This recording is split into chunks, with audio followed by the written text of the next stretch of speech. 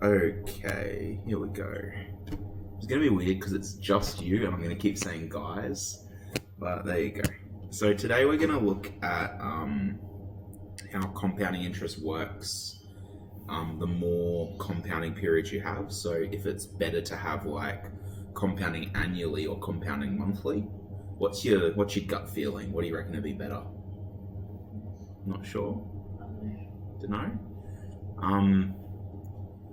Basically, because the way compounding works is each time you earn interest, the next interest is based on what was in there at the beginning of that compounding period.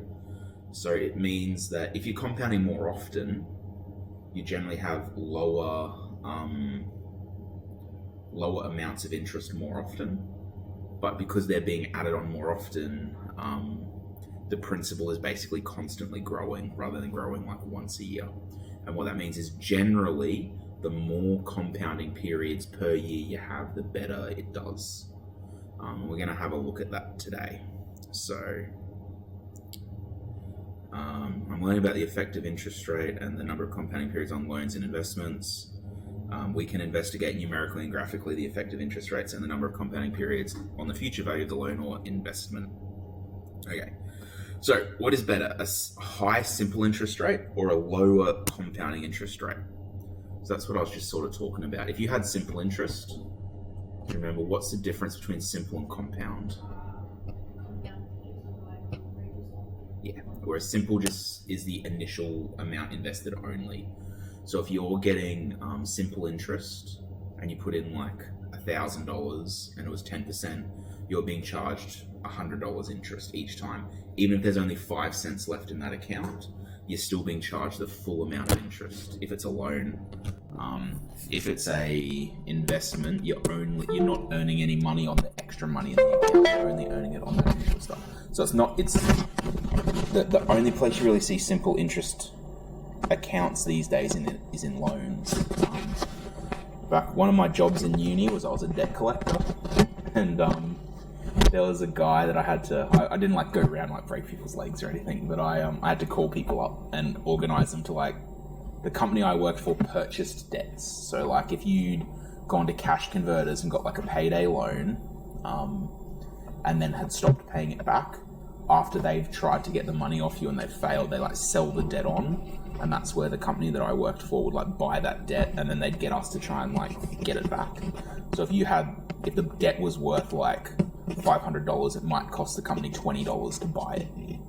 So as long as you can get like some money back, your company's making a profit sort of thing. But there was a guy, I remember it because I felt so bad for him. He'd gotten his loan down to 50 cents and he thought he'd paid it all off, but there was 50 cents left in the account.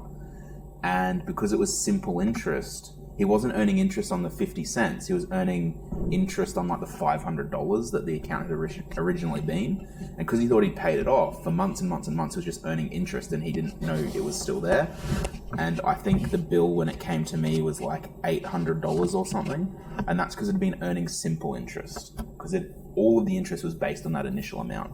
So yeah, that's why simple interest is only done in loans.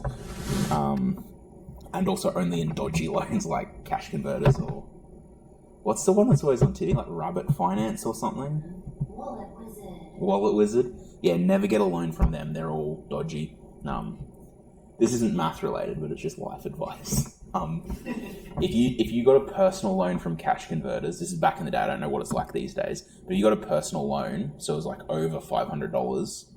When you signed that loan, so if let's say you got a $500 loan, as soon as you signed it, you now owe $800 because they had like a $300 like signing fee, and then they had all the high interest rates on top of that. So unless you paid that off almost instantly, you were going to end up paying like double or triple whatever the loan was originally for in interest payments, which is why I think some of their loans got shut down because they were deemed to be predatory.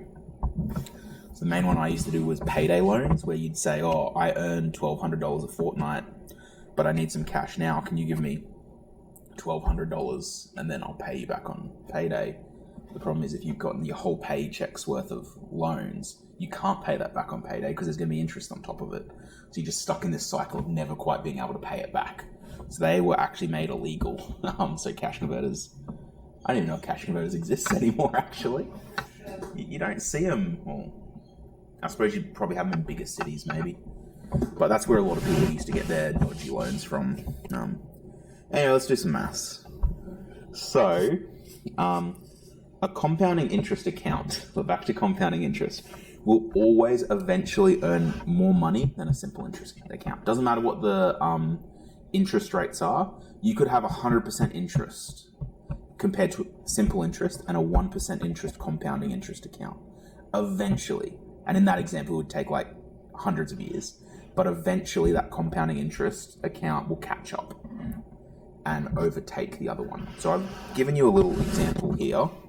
So I have a 3.8% simple interest account starting with $5,000, and then a little bit lower, instead of 3.8%, 3% compounding interest account. So you can see initially in year 2, or at the end of year 1 really, the simple interest account has earned $190. It's $190 up. The compound interest account has earned $150. So has that been like that the whole time? Georgie, you got to tell me these things. No, it's been recording, just hasn't been up on the projector because I'm not smart. There we go. It should be up there now. Yeah, I wondered what the sort of like slightly confused look was about for the last 5 minutes. Okay. So, a compounding interest account will always eventually earn more than a simple interest account. How it can take some time. So let's look at this example. We have 3.8% simple and 3% compound. So in our first year, after 1 year of interest, simple has earned $190 because it's up $190. This one has earned $150. So in that first year, the simple interest account has earned $190. But in the next year, it's also still only earned $190. And what you'll find is each year it earns $190 because it's only ever going to be earning money based on that initial $5,000. Over here, I earned $150 after the first year.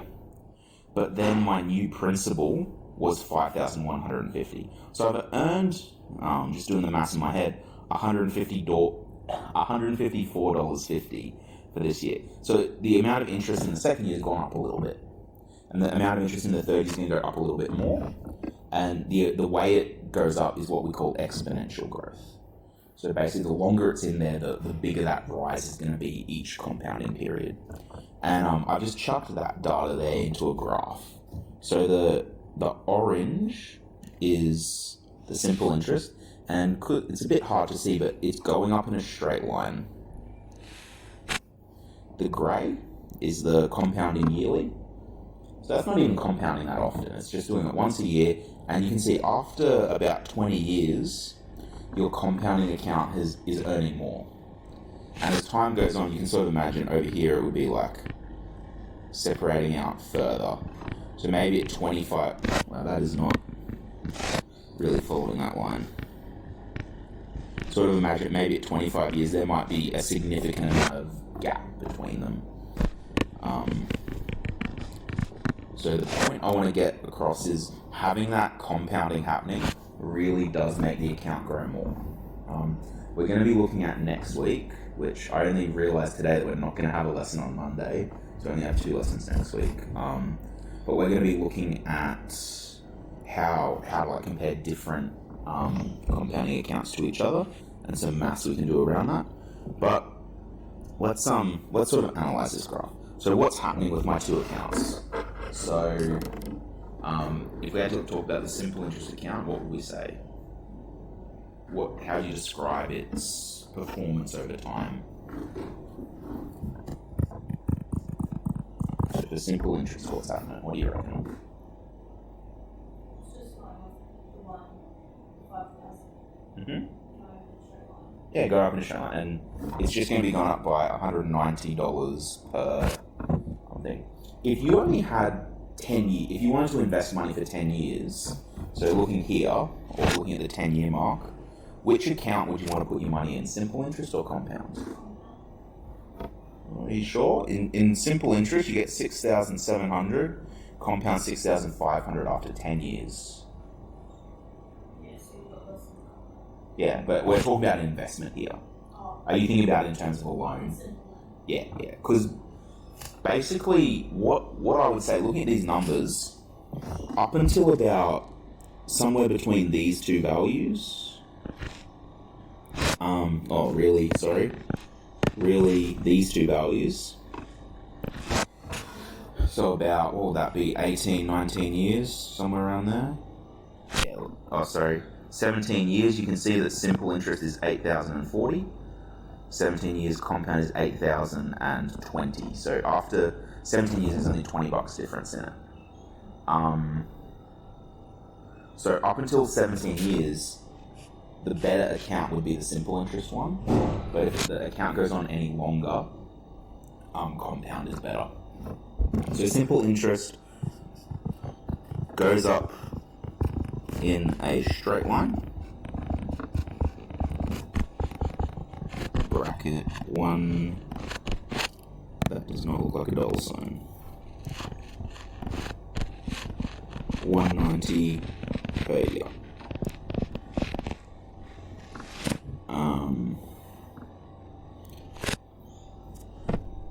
Simple interest has a better return for the first, what did we say, 17 years. Afterwards, compound interest is better.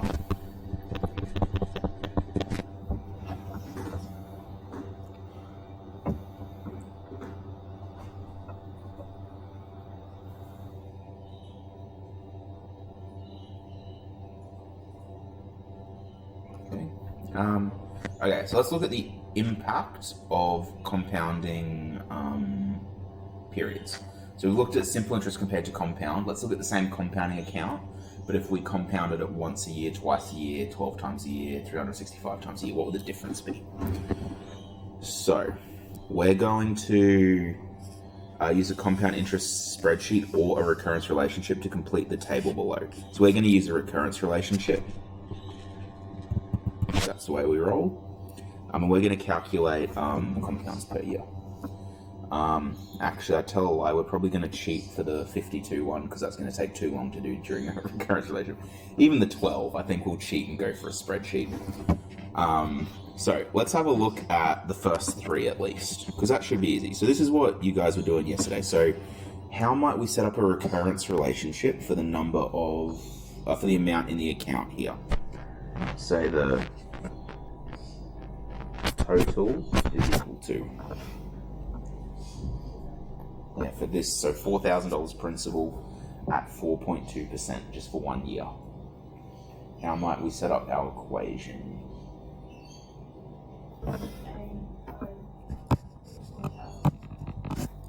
So that is correct. AO is 4,000.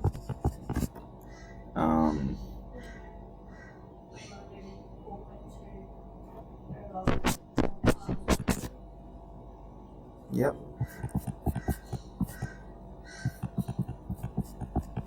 Which gives us 0.042. Yep. So plus 1, 1.042.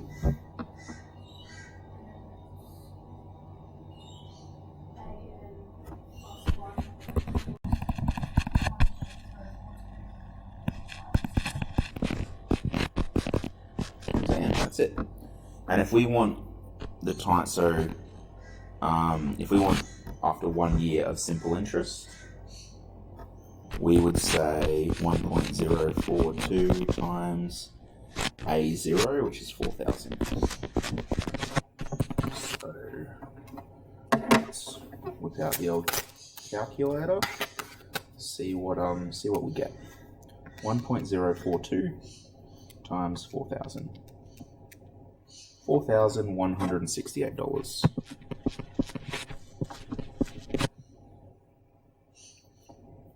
So I should put my dollar sign there, shouldn't I? So I'm just going to put that up in my table as well, just so we can compare them easily afterwards.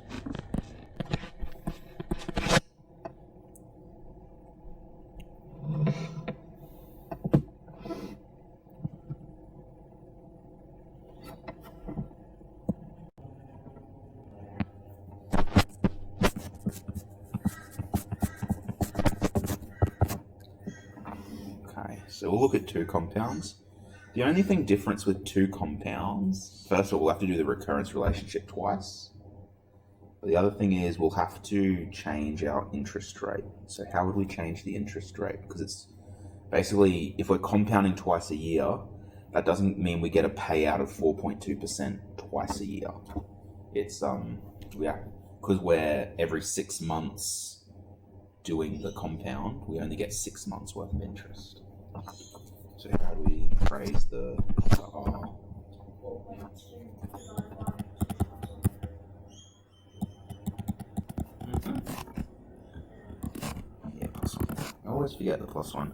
So that'd be 1.021,